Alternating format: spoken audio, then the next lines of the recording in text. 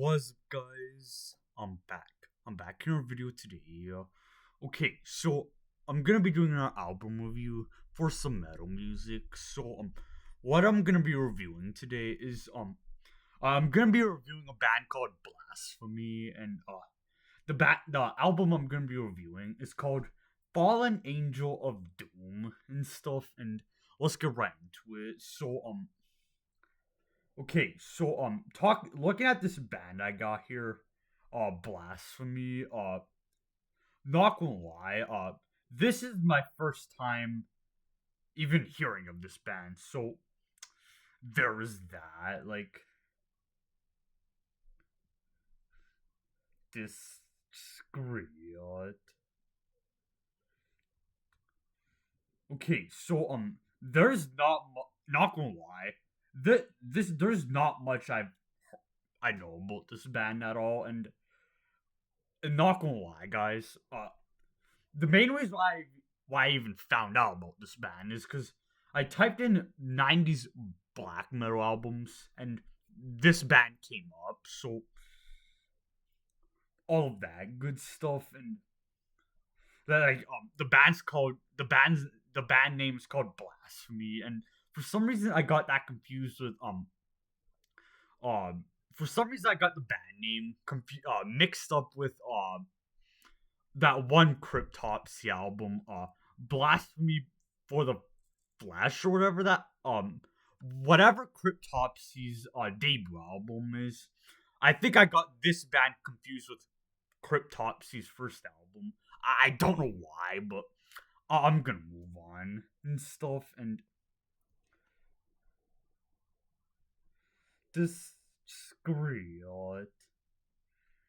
Okay, so what I'm looking here on a website in terms of history of band, it appears there was a good amount of action going on. What I'm that In terms of what I'm looking here, like violent stuff going on, and some other things, and all of that stuff. I gotta find the I got rid of the tab with the album. So, folks, I'm gonna try and get that to that real quick. But, anyways, uh, in terms of my thoughts on this, now it's time to get into that. One major thing I noticed about this album is the playing, like just the overall vibe of the album. I noticed lots of I noticed the album was like lots of fast tempos, and like basically every song had like fast tempos and all of that other good stuff. One thing I also forgot to mention, there's 10 tracks on here, and once the second song started, which is basically like the first song on here. Well, besides the first actual track on here, which is a little over a minute long. Once the second song starts going, then that's when like the fast playing gets involved, and like everybody's playing fast, and there's the guy on the vocals where going on where he's got fast vocal parts, and another thing is the guy on the vocals sounds kind of like demonic in a way, like, not gonna lie, like, even though this is in my opinion, it sounds more of a black metal album more than anything. It also has like a death metal vibe to it, which is with especially within like the production and the way the album sounds. Like, it sounds the production sounds like it's clear, but like it's also got like a raw vibe to it that has that gives the album more of like an evil sound to it in a way, but like also I mean, there are not many like groove parts to the songs. Like, I mean, there were some, but not that many and stuff.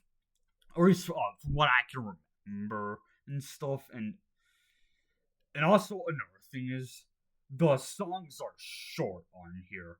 Um, if we're looking at the track list here, the longest one, the longest track is basically around 4.5 minutes long. So there's that, and also um um which goes into the short run time of the album. And folks, I know I'm a little all over the place right now, but the the length of the album is a little over half an hour long. So there's that. And there are some crazy song titles on here on this album. Like, there's one called there's the fifth song, which is called Desecration. And there's there's the second track on here, but like it's the first song with like I'm just gonna go with the second track, Fallen Angel of Doom. The song and it's also the name of the album, obviously. And there's also some other dark song titles, like there's a seventh track called Weltering in Blood, and the one before that is called Ritual, and all of that good stuff. And this album, Fallen Angel of Doom, sounds like it could. I could definitely see how this could have influenced the second wave black metal bands, especially like I would assume like the popular ones like Emperor, Dark Throne. I have not listened to too much of Gorgoroth, but maybe Gorgoroth, Immortal, maybe, and probably some others that I'm forgetting. But moving on and stuff. So and also the album cover of this is it has like it's just like I'm looking at the album cover right now, and it's like kind of wild. I'm not gonna lie. Like, it shows like I guess like a demon guy or something uh holding like an arrow or something. Is he's got his pose like this to the sky and all that or stuff. Like, it's kind of a wild album cover, but folks, I'm not gonna ask and stuff. Okay, so in terms of some other stuff I could say, um that's a majority of the stuff I had to say in terms of like my thoughts. And also another thing I forgot to mention, i in the fast tempo parts, I forgot to say this about um going over my thoughts on the album and what I noticed.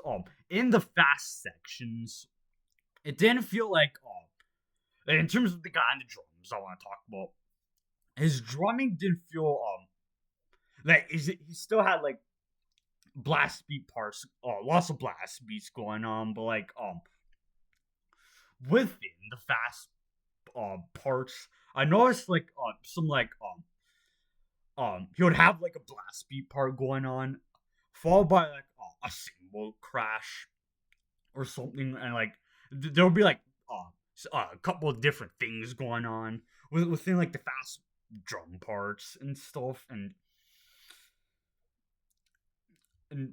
all of that other stuff. If I were to give a rating in terms of how I personally enjoyed this, I'm gonna give this album an 8 out of 10 in terms of my enjoyment and stuff. So uh right now is basically when I'm going to be ending today's video off. Like, I'm not gonna go any further with today's video. I'm simply not, and I'll see you guys in the next video. And peace out, everybody.